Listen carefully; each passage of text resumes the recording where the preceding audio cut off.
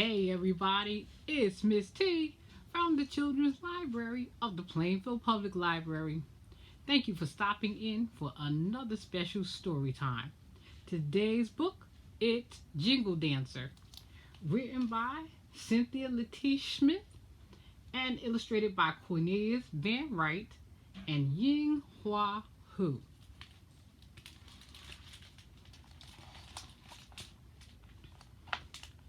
Tink, tink, tink, sang cone-shaped jingles sewn to Grandma Wolf's dress.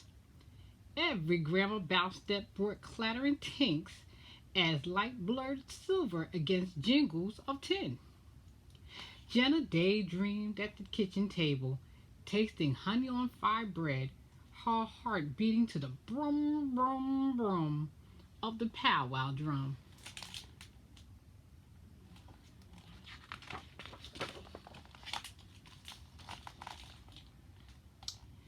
As Moon kissed Sun goodnight, Jenna shifted her head on Grandma Wolf's shoulder.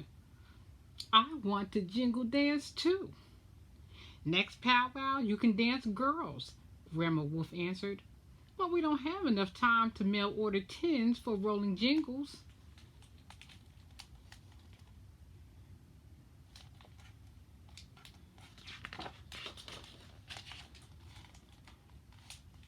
Again and again, Jenna watched the videotape of Grandma Wolf jingle dancing.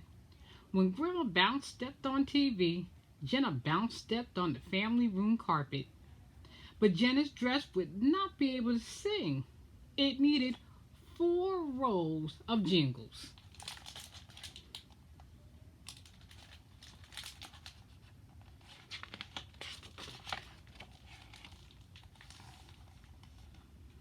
As sun-fetched morning, Jenna danced east to Great Aunt Sis's porch.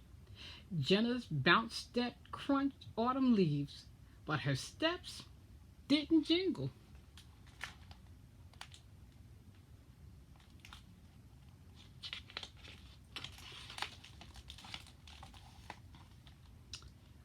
Once again, Great Aunt Sis told Jenna a Muskogee Creek story about Bat. Although other animals had said he was too small to make a difference, Bat won a ball game by flying high and catching a ball in his teeth. Rising sunlight reached through a window pane and flashed against, what was it, hanging in Aunt Sis's bedroom? Jingles on a dress too quiet, too long.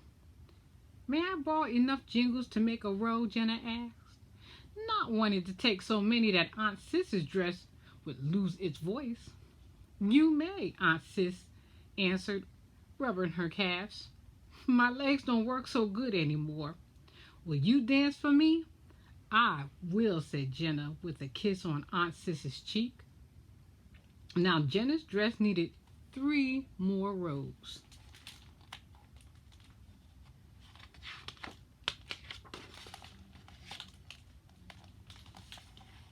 As Sun arrived at mid-circle, Jenna skipped south to Mrs. Scott's brand new duplex. At Jenna's side, jingles clinked. Mrs. Scott led Jenna into the kitchen. Once again, Jenna rolled dough and Mrs. Scott fried it. May I borrow enough jingles to make a row? Jenna asked, not wanting to take so many that Mrs. Scott's dress would lose its voice. You may, Mrs. Scott answered, tossing flour with her apron. At powwow, I'll be busy selling fried bread and Indian tacos. Will you dance for me? I will, said Jenna with a high five. Now Jenna's dress needed 2 more rows.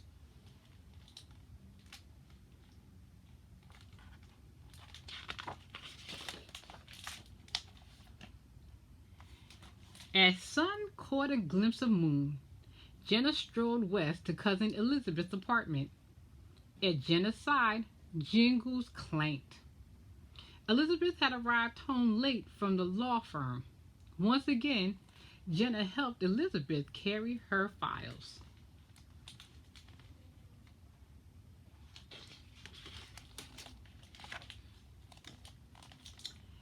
May I borrow enough jingles to make a row? Jenna asked, not wanting to take so many that Elizabeth's dress would lose its voice.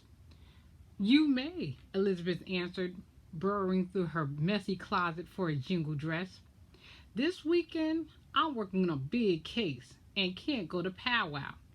Will you dance for me? I will, said Jenna, clasping her cousin's hands.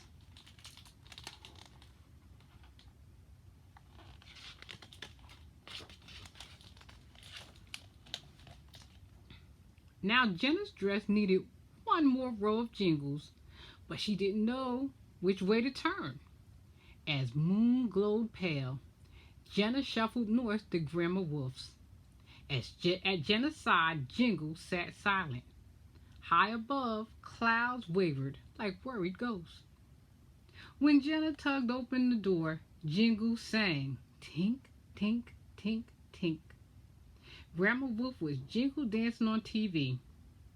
Jenna breathed in every hey-ah-ho-ho of a powwow song. Her heart beat, brum, brum, brum, to the pounding of the drum. On the family room carpet, beaded moccasins waited for Jenna's feet. She shucked off a sneaker and slipped on a moccasin that long before had danced with Grandma Wolf. Jenna knew where to find her fourth row.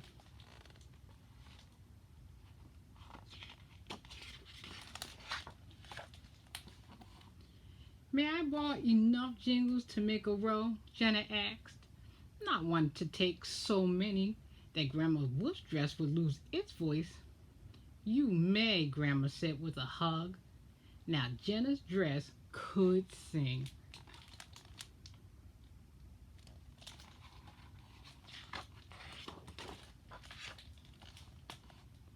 Every night that week, Jenna helped Grandma Wolf sew on jingles and bring together the dance regalia. Every night, Jenna practiced her bounce steps.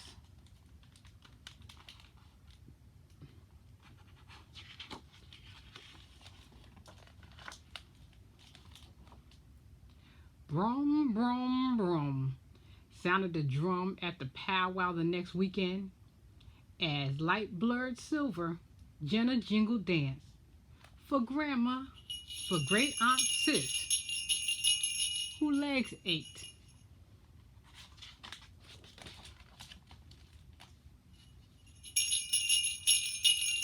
For Mrs. Scott, who sold fried bread. For Elizabeth, who worked on her big case.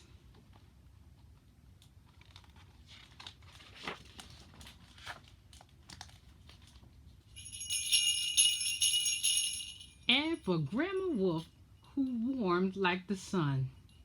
Tink, tink, tink, tink.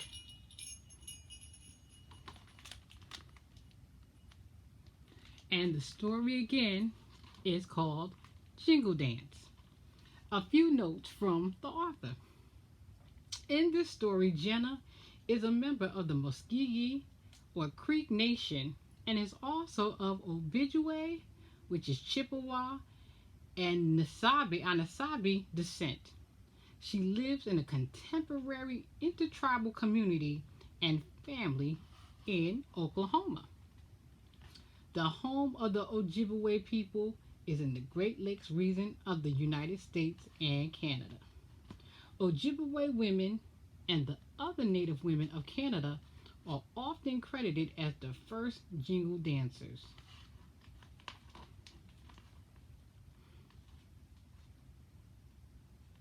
The jingles make a tink-tink noise that is often compared to rain falling on a tin roof. In the past few years, more and more dresses have incorporated fringe and ribbon work, lace, sequins, and other details. So when you see her dress, can you see the details?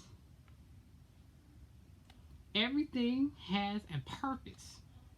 And so when Jenna dances, she's carrying on the tradition that's been in the nation traditions for so very long. So we are continuing. Thank you for coming to this story time. We are continuing celebrating the Indigenous Peoples Month, and Jingle Dancer fits perfectly into our celebration. So once again, Jingle Dancer, written by Cynthia Leitich Smith, illustrated by Cornelius Van Wright and Ying Hua Hu. Tink, tink, tink. What traditions are you carrying on? Think about it. And until next time, this is Miss T from the Children's Library of the Plainfield Public Library. Stay safe and so long for now.